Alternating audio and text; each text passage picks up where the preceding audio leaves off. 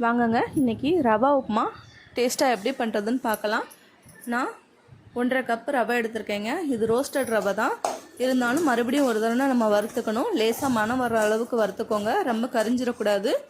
வறுத்ததை ஒரு தட்டில் மாற்றி வச்சுக்கோங்க.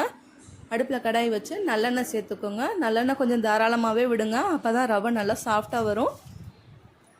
உளுந்து போட்டுக்கோங்க. கடுகு ரெண்டும் நல்லா பொரிஞ்சு வரட்டுங்க. நான் ஒரு பெரிய வெங்காயம் எடுத்து பொடியாக கட் பண்ணி வச்சுருக்கேன். 4 பச்சை மிளகாய் எடுத்து வச்சுருக்கேன். கொஞ்சம் கருவேப்பிலை.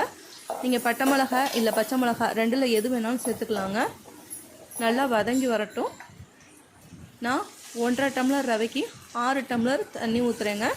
அதாவது 1 டம்ளருக்கு 4 டம்ளர் அதுதான் கணக்கு. நீங்கள் 1 டம்ளர் ரவை எடுத்திங்கன்னா 4 டம்ளர் தண்ணி ஊற்றணுங்க. இந்த அளவில் தண்ணி நீங்கள் எடுத்திங்கன்னா மட்டும்தான் அந்த ரவை உப்புமா நல்லா டேஸ்ட்டாக சாஃப்டாக வருங்க. இதை நீங்கள் காலையில் ஸ்கூலுக்கு போயில பிள்ளைங்களுக்கு கூட கொடுத்து விடலாம். மதியம் லஞ்சுக்கு கூட அது சாஃப்டாக நல்லா இருக்குங்க. செஞ்சு பாருங்கள். தேவையான அளவு உப்பு சேர்த்துக்கோங்க. மூடி வச்சிடலாம். தண்ணி நல்லா கொதித்து வரட்டுங்க. பாருங்கள், இந்த அளவுக்கு கொதித்து வரணும்.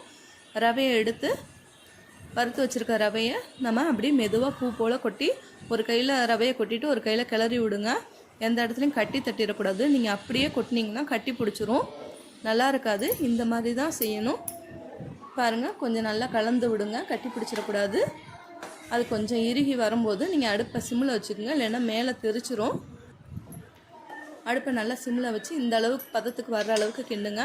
இது கொஞ்சம் தளர்வாக இருக்கிறதோட அடுப்பை அணைச்சிருங்க. ரொம்ப கட்டி பிடிச்சிருச்சுன்னா நல்லா இருக்காது. பாருங்கள், இந்த அளவுக்கு இருந்தால் போதும். இப்படி செஞ்சு கொடுத்து பாருங்கள். உங்கள் வீட்டில் இருக்க எல்லாரும் திருப்ப எப்போ நீங்கள் ரவா உப்புமா செய்வீங்கன்னு சொல்லி கேட்பாங்க. இந்த வீடியோ உங்களுக்கு பிடிச்சிருந்துச்சின்னா லைக் பண்ணுங்கள், ஷேர் பண்ணுங்கள், மறக்காமல் சப்ஸ்கிரைப் பண்ணுங்கள்.